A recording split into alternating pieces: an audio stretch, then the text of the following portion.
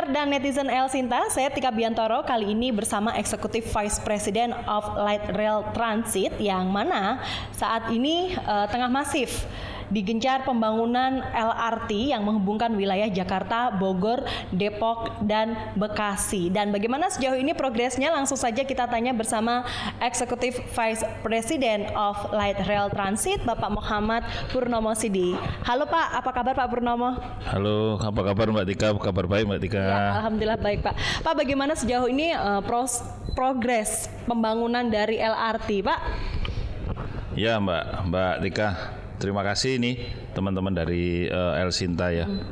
Jadi sampai dengan hari ini target kita untuk menyelesaikan LRT Jabodebek ini sudah 90,52%. Jadi tersisa kurang lebih 9,5% lah. Dikit Jadi, lagi ya Pak ya? Betul, sedikit lagi. 9,5% ini menyelesaikan pekerjaan adalah finalisasi testing dan commissioning. Jadi sebelum nanti kita launching, kita akan melakukan beberapa proses finali testing yang ada di LRT Jabodebek ini. Targetnya kapan bisa beroperasi dan bisa digunakan oleh semua masyarakat? Jadi milestone kita ini ya, yang terpenting ini adalah bahwa di bulan Mei nanti kita akan memulai trial run. Jadi semua kita akan coba kereta itu kita akan operasikan sebagaimana nanti akan beroperasi, tapi tanpa penumpang. Mei dan Juni, dan insya Allah di 12 Juli itu kita akan launching, kita akan komersial on date ya. Jadi akan launching di 12 Juli 2023. Jadi di pertengahan tahun ini akan launching, berarti total pembangunan LRT sendiri ini berapa lama Pak?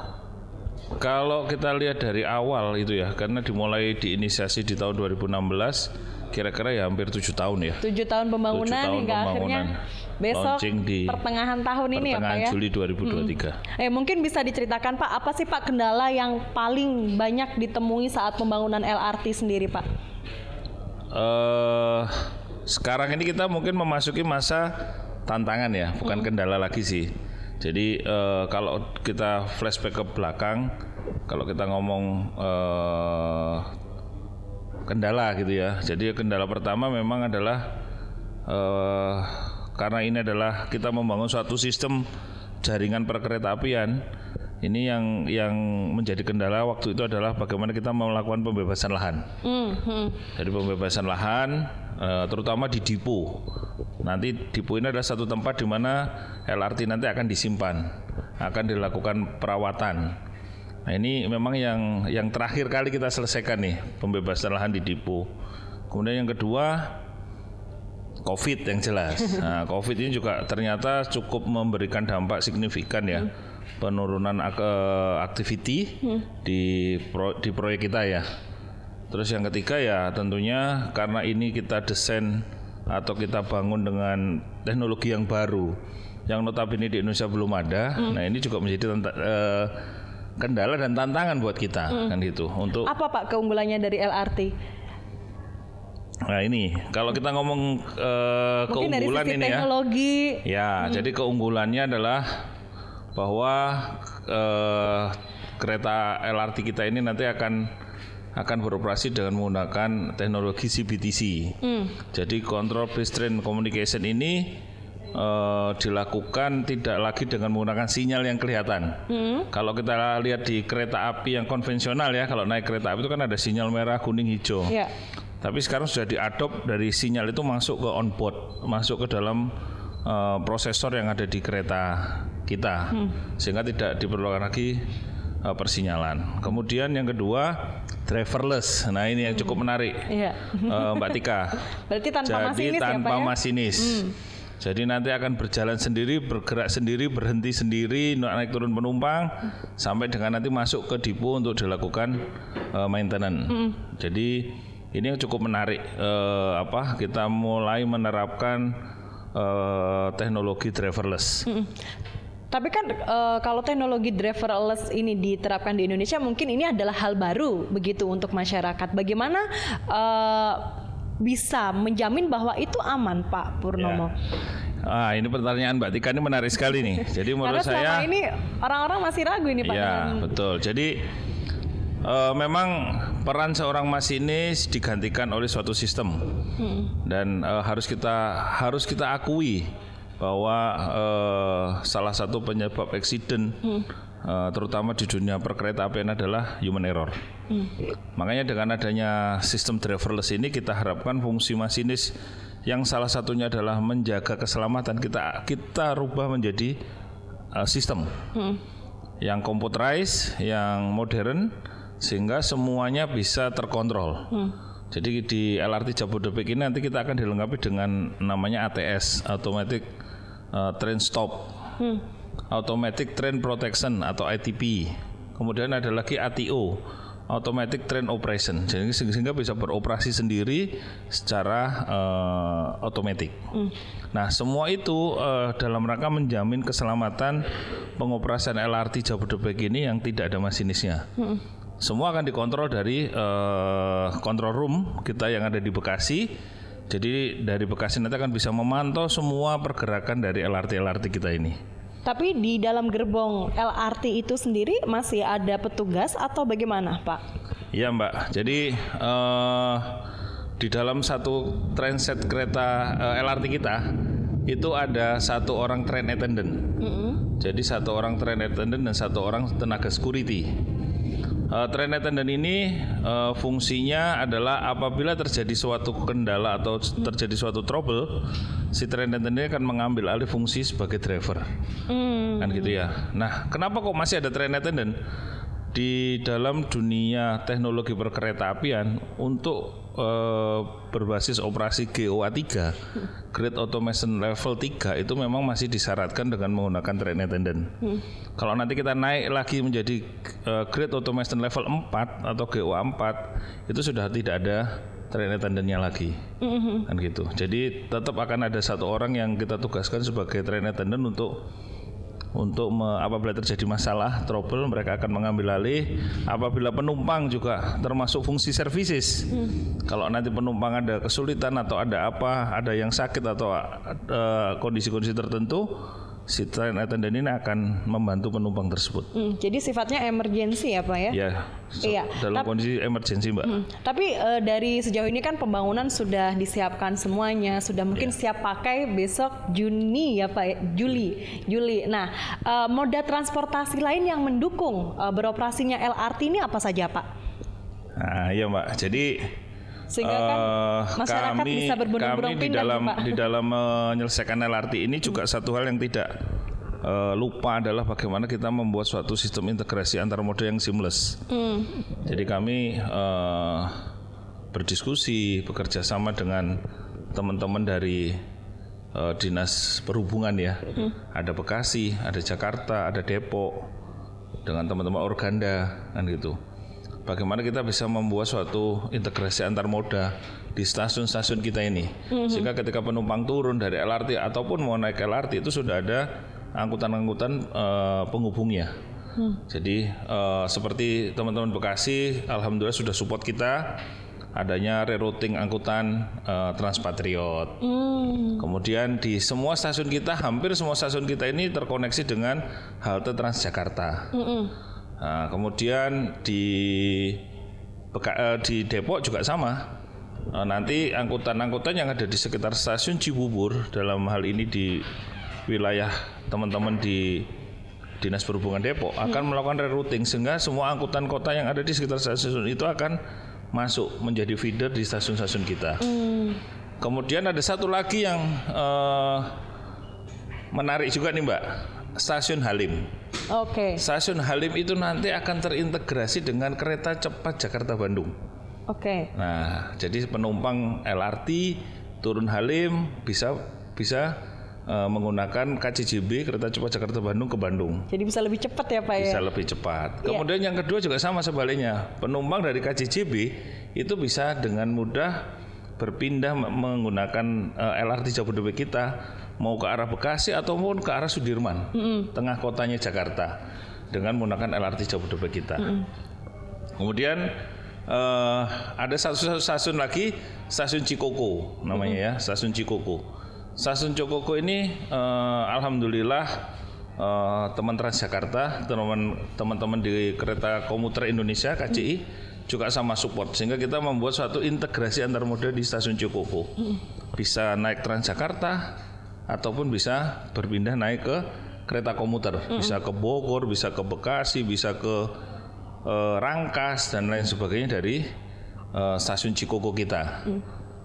Ini salah satu upaya kita untuk membuat bagaimana sih LRT ini bisa terintegrasi secara seamless dengan moda-moda angkutan lain yang ada di Jakarta. Tapi kalau soal kantong-kantong parkir untuk kendaraan begitu bagaimana, Pak?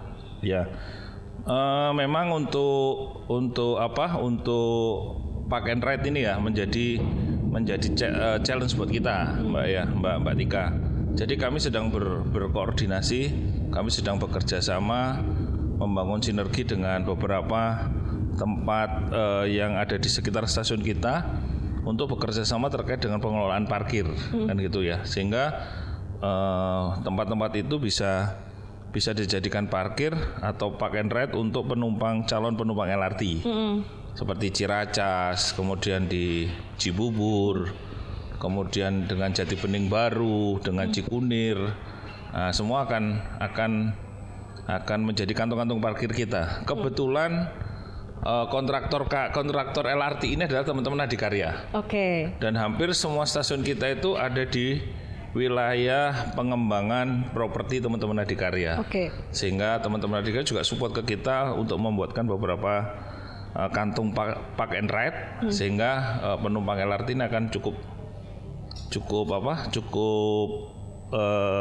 nyaman menggunakan LRT ini. Jadi mungkin jalur-jalur yang tidak ada jalur kereta listrik, komuter lain begitu Pak, dan juga MRT mungkin yang beroperasi begitu bisa menggunakan LRT. Nah, ini biasanya banyak pertanyaan ini Pak Purnomo dari pendengar dan juga netizen ini. Bedanya LRT, MRT dengan KRL itu apa sih Pak? Ya, jadi sebenarnya tiga moda transportasi itu adalah sama ya, sebagai kita kategorikan sebagai kereta komuter, kereta urban transport. Cuman memang punya karakteristik masing-masing, terutama ini adalah tentang berat, tentang beratnya. Jadi kalau kita urut dari berat itu ada kereta komuter, MRT, baru LRT. Jadi beratnya dari masing-masing kereta itu.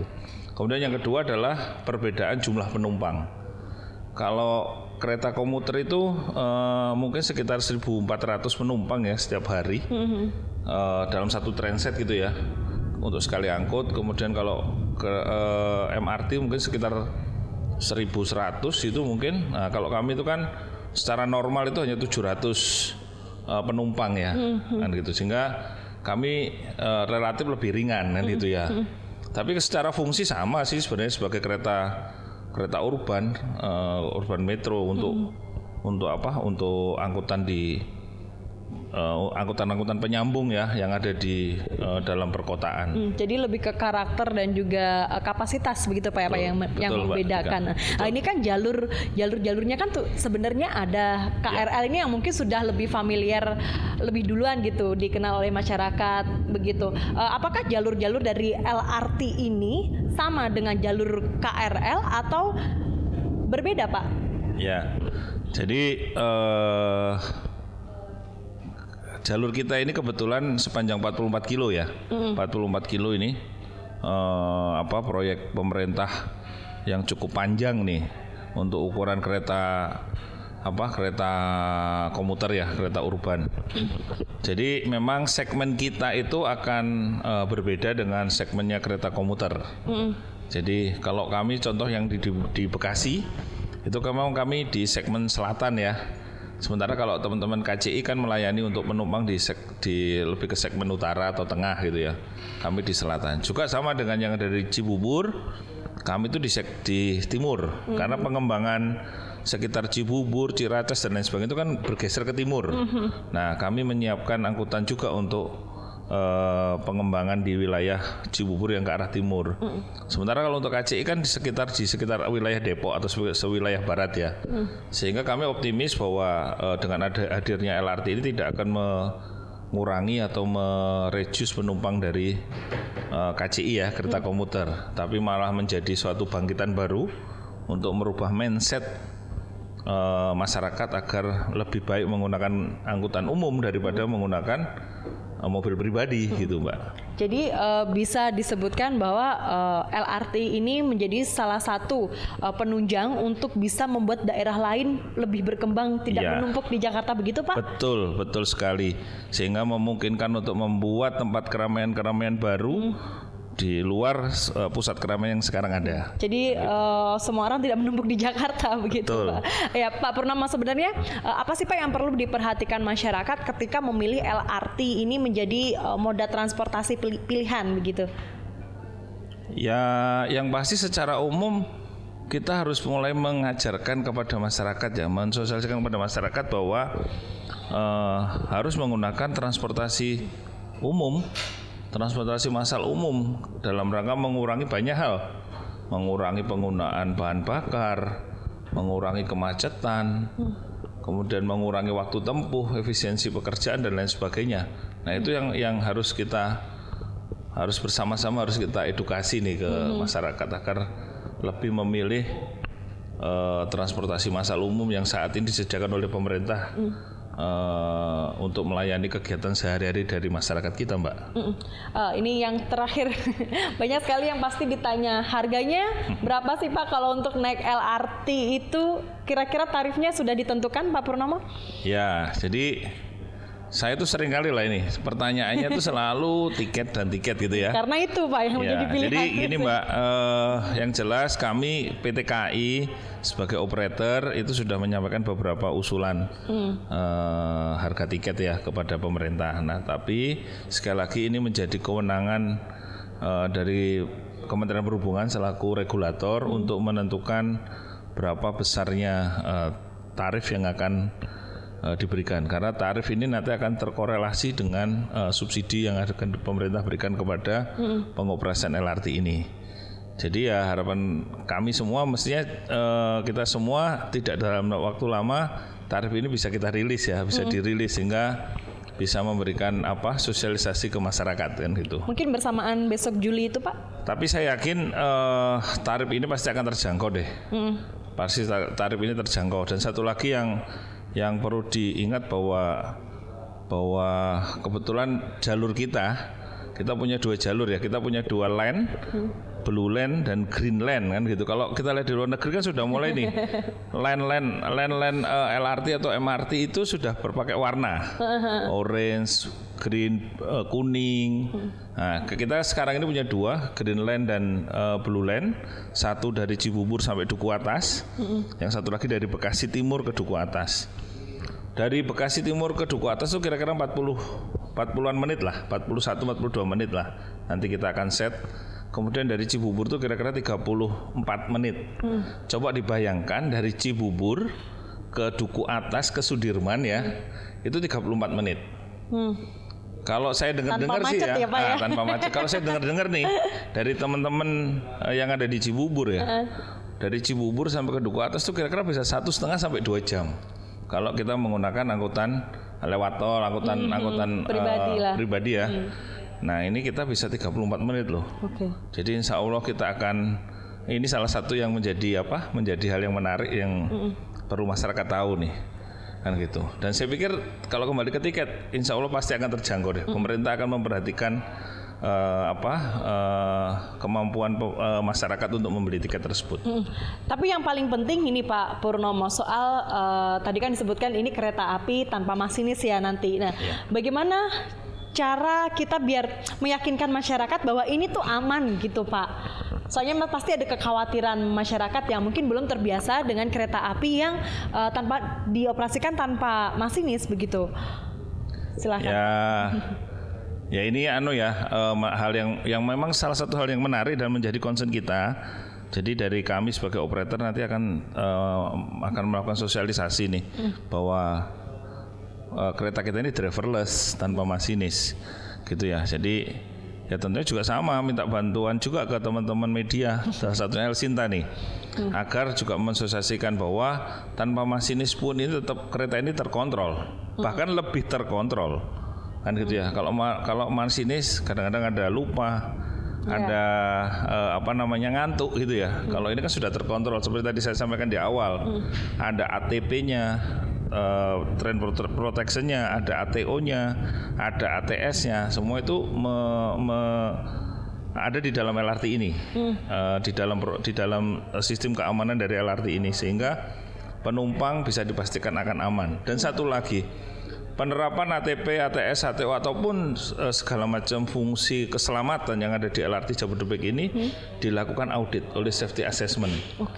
Dan kita minta ke teman-teman audit dari konsultan audit internasional untuk memberikan review terkait dengan safety device, peralatan safety yang ada di kereta kita ini. Jadi sudah dilengkapi peralatan dan akan ada independent safety assessor yang akan mengaudit sebelum kereta kita operasikan. Jadi kita akan memberikan rasa nyaman, kita akan memberikan rasa keyakinan kepada masyarakat bahwa kereta ini aman, kan gitu. Hasilnya bagaimana Pak dari audit itu, apa yang kurang?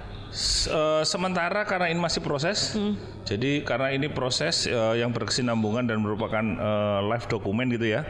Jadi sejauh ini overall oke sih, oke lah, comply dengan standar-standar internasional yang ada ya terkait dengan peraturan ataupun aturan-aturan standar yang ada di dunia perkeretaapian modern.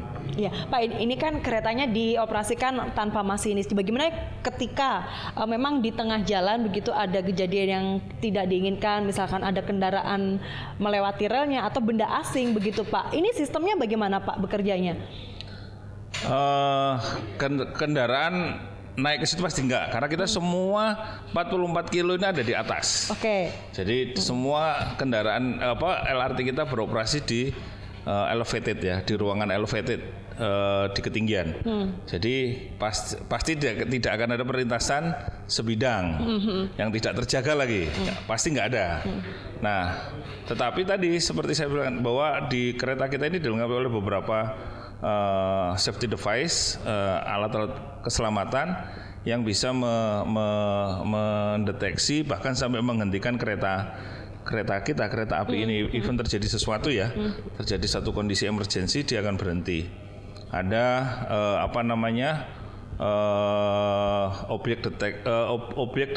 detection, automatic object detection. Jadi dia kalau ada benda di depannya dan itu tidak didefinisikan, itu akan berhenti.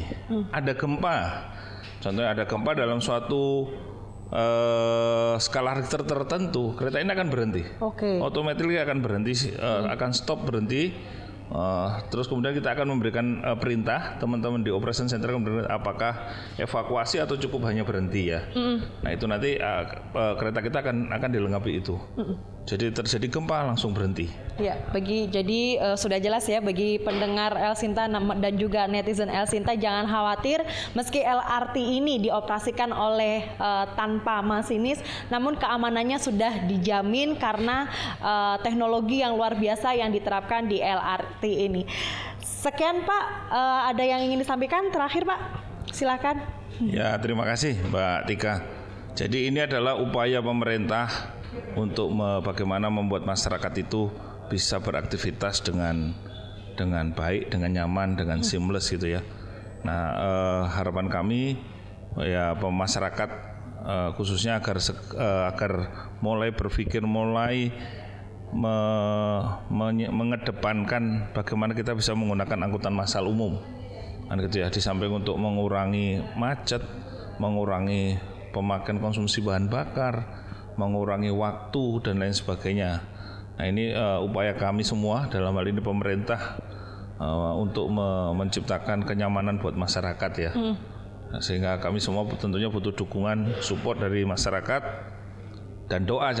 Jangan lupa bahwa kita akan launching di Juli 2023. Demikian tadi pendengar dan juga netizen El Sinta wawancara kami bersama Executive Vice President of Light Rail Transit Jabodebek, Bapak Muhammad Purnomo Sidi. Sekian, saya Tika Biantoro. Jangan lupa like, komen, dan subscribe.